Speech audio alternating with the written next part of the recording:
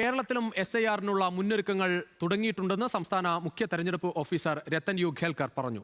Schedule ലഭിച്ചാൽ ഉടൻ നടപടികളിലേക്ക് കടക്കും. നിലവിലെ പരിഷ്കരണം ഇപ്പോഴുള്ള പട്ടിക പുതുക്കൽ മാത്രമാണെന്നും രത്തൻ യു ഖേൽക്കർ വ്യക്തമാക്കി.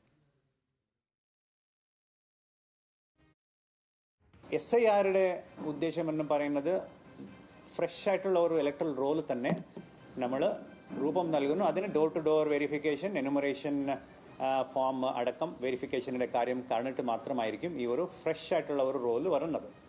ഈ ഫ്രഷ് ആയിട്ട് വരുമ്പോൾ നേരത്തെ ഉണ്ടായിരുന്ന ഈ ഡ്യൂപ്ലിക്കേഷൻ ഓഫ് ഇലക്ട്രൽ റോൾ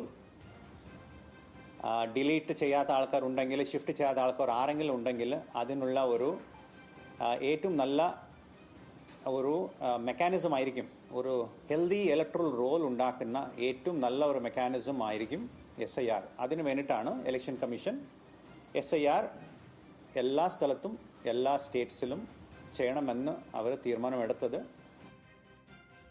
വിവരങ്ങളുമായി തിരുവനന്തപുരത്ത് നിന്ന് ഹാൻസ് ജോൺ ചേരുകയാണ്. ഹാൻസ്, ഏറ്റവും പ്രധാനപ്പെട്ട കാര്യം, ബീഹാറിലൊക്കെ ഇത് നടപ്പാക്കിയപ്പോൾ ലക്ഷക്കണക്കിന് ആളുകളാണ് പട്ടികയിൽ നിന്ന് പുറത്തായത്. വലിയ വിവാദമായി. കേരളത്തിലേക്ക് വരുമ്പോൾ ആ ആശങ്ക വേണ്ട എന്നാണ് മുഖ്യ തെരഞ്ഞെടുപ്പ് ഓഫീസർ പറയുന്നത്.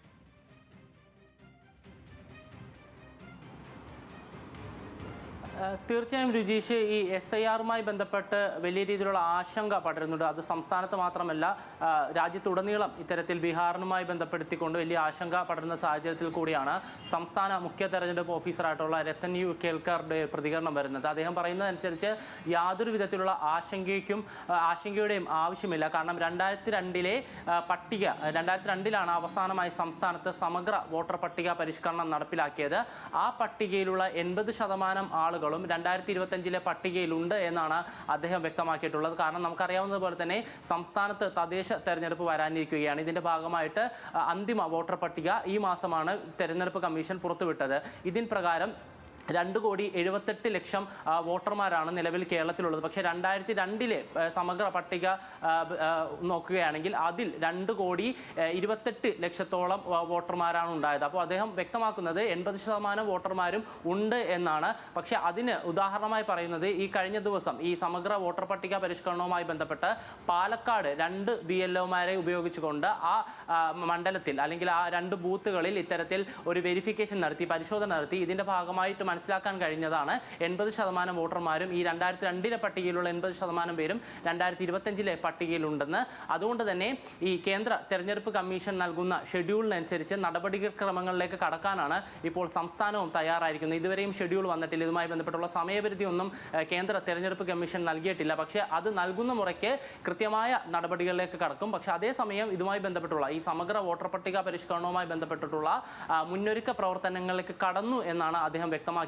ഈ വരുന്ന തിങ്കളാഴ്ച മുതൽ ഡിജിറ്റൽ പരിശോധന ആരംഭിക്കും. കാരണം ഈ വോട്ടർ പട്ടിക മാനുവലായിട്ട് മാത്രമല്ല, അല്ലെങ്കിൽ പ്രിന്റഡ് ഫോർമാറ്റ് മാത്രമല്ല, ഓൺലൈനായിട്ടും ഈ വിവരങ്ങളെല്ലാം തെരഞ്ഞെടുപ്പ് കമ്മീഷൻ ശേഖരിച്ചു വെച്ചിട്ടുണ്ട്. അതുകൊണ്ട് തന്നെ ഈ ഡിജിറ്റൽ വെരിഫിക്കേഷൻ തിങ്കളാഴ്ചത്തോടെ ആരംഭിക്കും. വെള്ളിയാഴ്ചക്കകം നേരിട്ടുള്ള പരിശോധനയും പൂർത്തിയാക്കാൻ കഴിയും എന്നാണ് ഇപ്പോൾ അദ്ദേഹം വ്യക്തമാക്കിയിട്ടുള്ളത്. പക്ഷേ കൃത്യമായ ക്രമങ്ങളിലേക്ക് അല്ലെങ്കിൽ ഒരു ഷെഡ്യൂൾഡ് നടപടിക്രമങ്ങളിലേക്ക് കടക്കുന്നത് കേന്ദ്ര തെരഞ്ഞെടുപ്പ് കമ്മീഷന്റെ ഒരു നിർദ്ദേശം ലഭിച്ചതിന്റെ കൂടെ അടിസ്ഥാനത്തിൽ മാത്രമായിരിക്കും. അതിനോടൊപ്പം തന്നെ ഈ മാസം 20-ാം തീയതി ഈ വിഷയവുമായി ബന്ധപ്പെട്ട് സംസ്ഥാനത്തുടനീളമുള്ള രാഷ്ട്രീയ പാർട്ടികളുടെ യോഗം വിളിച്ചു ചേർക്കും. അവർക്കൊരു ബോധവൽക്കരണം നൽകും. ഒപ്പം മാധ്യമങ്ങൾക്കും കൂടാതെ ജനങ്ങൾക്കും ഈ സമഗ്ര വോട്ടർ പട്ടിക പരിഷ്കരണവുമായി ബന്ധപ്പെട്ടുള്ള ബോധവൽക്കരണങ്ങൾ നൽകും എന്നാണ് മുഖ്യ തെരഞ്ഞെടുപ്പ് കമ്മീഷണർ ഓഫീസർ വ്യക്തമാക്കിയിട്ടുള്ളത്. അതിനോടൊപ്പം തന്നെ ഈ 2002 വോട്ടർ പട്ടികയിലുള്ള ആരും തന്നെ ഈ സമഗ്ര വോട്ടർ പട്ടിക പരിഷ്കരണവുമായി ബന്ധപ്പെട്ടുള്ള രേഖകൾ സമർപ്പിക്കേണ്ട എന്നുകൂടി അദ്ദേഹം വ്യക്തമാക്കിയിട്ടുണ്ട്. തിരിച്ചറിയൽ രേഖകൾ നൽകേണ്ട ആവശ്യമില്ല.